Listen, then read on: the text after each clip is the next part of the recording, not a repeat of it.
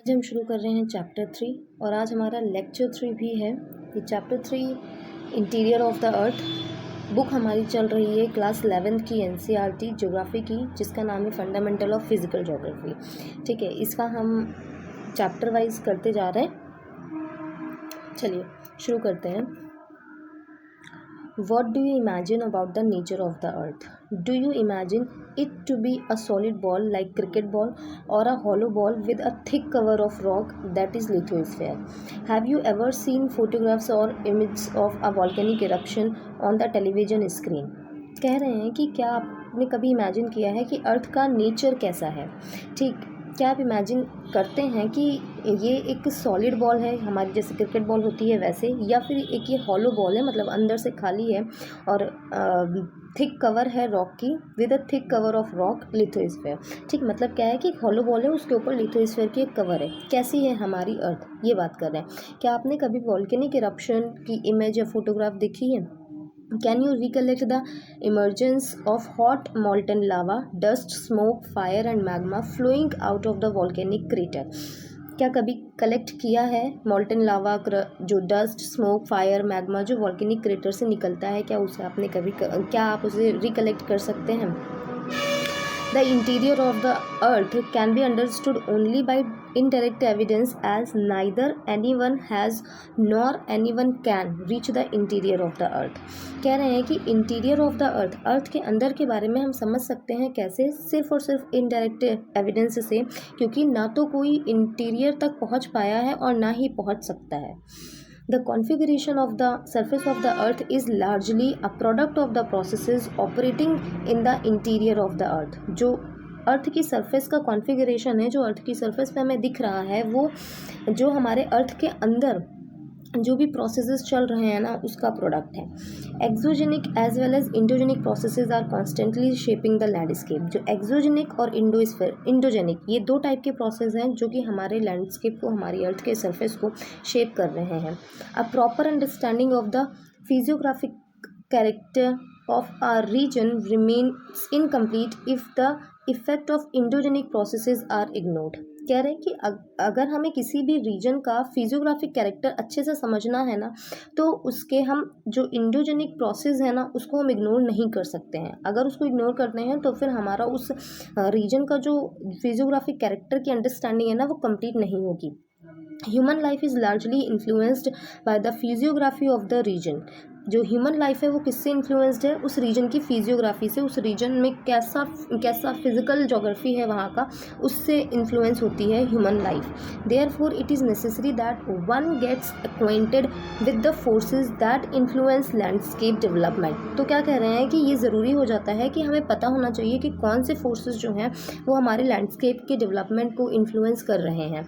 To understand why the earth shakes and how a tsunami wave is generated, it is necessary that we know certain details of the interior of the earth।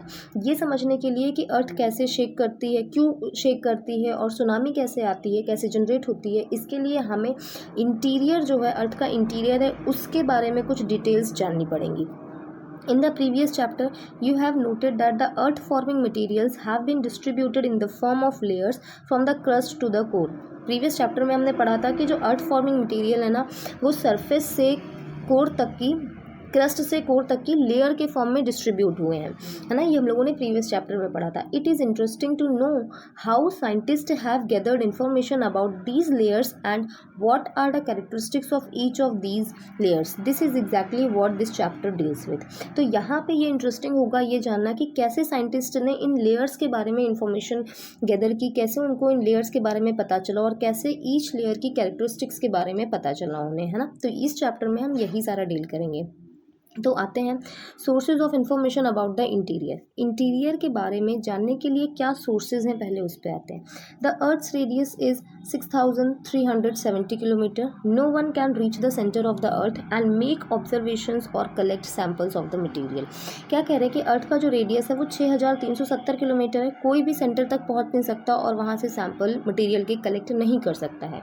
Under such condition you may wonder how scientist tell us about the earth's interior and a type of material that exist at such depth। तो फिर इस condition में ये मतलब थोड़ा सा दिलचस्प हो जाता है कि साइंटिस्ट को कैसे पता चला कि अर्थ का इंटीरियर कैसा है और किस टाइप का मटेरियल किस डेप्थ पे मिल रहा है। Most of our knowledge about the interior of the earth is largely based on estimates and inferences. तो हमारा जो नॉलेज है ना, ज़्यादातर जो नॉलेज है इंटीरियर को लेके वो एस्टिमेट्स पे बेस्ड है, इन्फ्रेंस पे बेस्ड है। मतलब हमने सिर्फ अनुमान लगाया है कि हाँ ये चीज़ें मिलती हैं, एग्जैक्ट नहीं है वो चीज़, अनुमान लगाया है। Yet a part of information is obtained through direct observation and analysis of material. लेकिन कुछ जो पार्ट है इंफॉर्मेशन का वो हमने डायरेक्ट ऑब्जर्वेशन के थ्रू और एनालिसिस करके मटेरियल का उससे निकाला है। कुछ इन्फॉर्मेशन है ना, जो इन्फॉर्मेशन है उसका एक पार्ट हमने डायरेक्ट ऑब्जर्वेशन से भी निकाला है। तो डायरेक्ट सोर्सेज क्या है पहले वो देखें। The most easily available solid earth material is surface rock और the rock we get from mining areas. तो सबसे ईजिली अवेलेबल सॉलिड अर्थ, जो most easily available solid earth material है वो क्या है, वो हमारी सरफेस रॉक है या फिर रॉक जो माइनिंग एरिया से मिलती है वो। ठीक है। Gold mines in South Africa are as deep as 3 to 4 kilometre. जो गोल्ड माइंस साउथ अफ्रीका में है ना वो 3 से 4 किलोमीटर डीप है।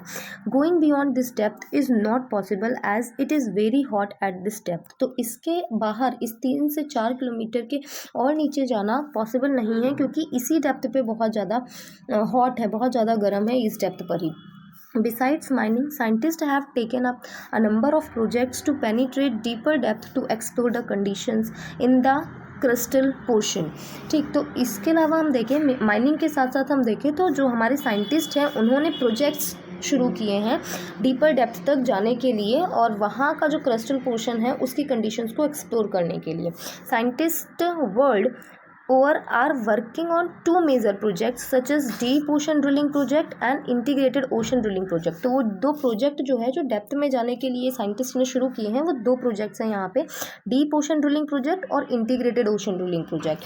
ठीक, the deepest drill at Kola in Arctic Ocean has so far reached at a depth of 12 kilometre. तो ये कह रहे हैं जो डीपेस्ट ड्रिल है ना वो आर्कटिक ओशन में कोला में है, सॉरी कोटा बोल रहा है, कोला में है और इसकी डेप्थ सिर्फ और सिर्फ 12 किलोमीटर है। हमने देखा हमारा जो अर्थ है उसकी रेडियस 6370 किलोमीटर है और जो हमारी ड्रिल है, जो डीपेस्ट ड्रिल है वो सिर्फ 12 किलोमीटर की है।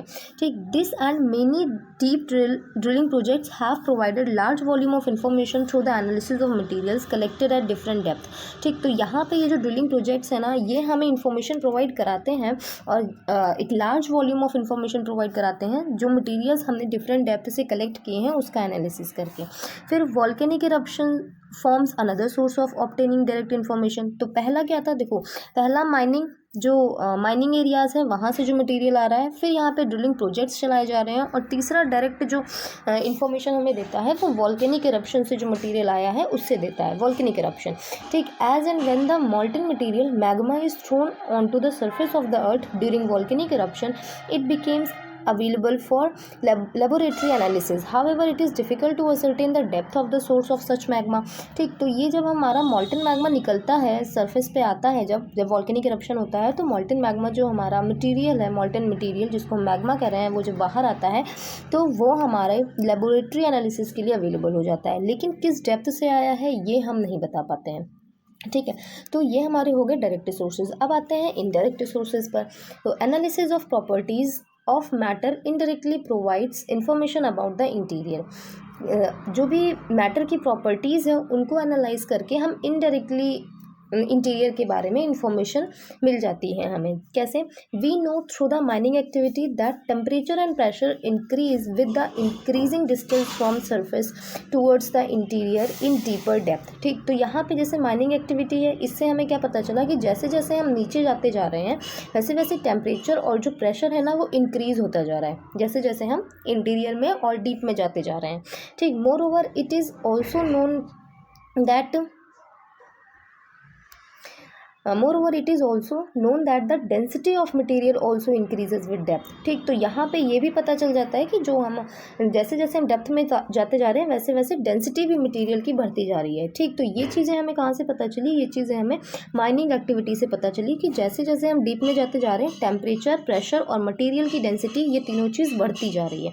ठीक, it is possible to find the rate of change of these characteristics. मतलब ये पॉसिबल है फाइंड करना कि इन कैरेक्टरिस्टिक्स का रेट ऑफ चेंज रेंज कितना है, ठीक है। Knowing the total thickness of the earth, scientist have estimated the value of temperature, pressure and the density of material at different depth, ठीक, क्योंकि हमें टोटल थिकनेस तो अर्थ की पता है कि टोटल थिकनेस कितनी है अर्थ की, ठीक, तो इससे साइंटिस्ट एस्टिमेट कर देते हैं कि डिफरेंट डेप्थ पर टेम्परेचर, प्रेशर और मटेरियल की डेंसिटी कितनी होगी, ठीक है, ये चीज़ वो एस्टिमेट कर लेते हैं। The details of these characteristics will reference to each layer of the interior are discuss later in this chapter. जो इन कैरेक्टरिस्टिक्स के बारे में डिटेल है ईच लेयर के बारे में, तो वो हम बाद में पढ़ेंगे इस चैप्टर में। आगे देखते हैं सोर्सेज, इनडायरेक्ट सोर्सेज क्या है। Another source of information are the meteors that at time reach the earth. तो दूसरा सोर्स क्या है, दूसरा सोर्स हमारे पास है मीटियोर, ठीक, जो कि कभी कभी अर्थ पे आ जाता है। However it may be noted that the material that becomes available for analysis from meteors is not from the interior of the अर्थ, ठीक, लेकिन ये चीज़ ज़रूरी है यहाँ पे नोट आउट करना कि जो मटेरियल हमें मीटियोर्स से मिला है एनालिसिस के लिए वो इंटीरियर ऑफ द अर्थ से नहीं है ना, क्योंकि वो स्पेस से कोई मीटियोर आया और फिर हम उसको एनालाइज कर रहे हैं। लेकिन the material and the structure observed in the meteors are similar to that of the earth. लेकिन जो भी मटेरियल और स्ट्रक्चर हमने मीटियोर्स में ऑब्जर्व किए हैं वो अर्थ के ही मटेरियल और स्ट्रक्चर से सिमिलर हैं, तो हम समझ लेते हैं कि अर्थ लाइक ही है ये और उसको एनालाइज कर लेते हैं। They are solid bodies developed out of material same as और सिमिलर टू आवर प्लैनेट। मतलब ये जो हमारे मीटियोर्स हैं ये भी सॉलिड बॉडीज़ है, ये भी वही मटेरियल से बने हुए हैं, वही वैसे ही सिमिलर है जैसे हमारा प्लैनेट है। Hence this becomes yet another source of information about the interior of the earth.